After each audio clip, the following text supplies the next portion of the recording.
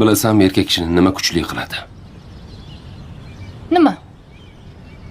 Uni doim yonida, uni qadrlaydigan,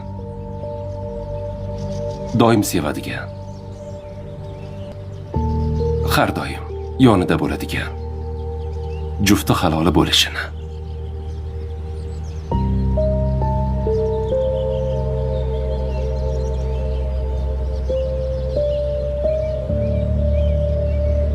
Otabek, tasavvur qiling. Yoningizda yo'qman. Yo'q bo'lib qoldim. Nima qilasiz?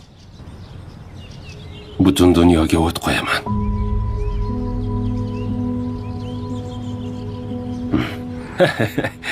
Jinnivoy, nega yo'qolasan? Sen doim meni yonimda bo'lasan.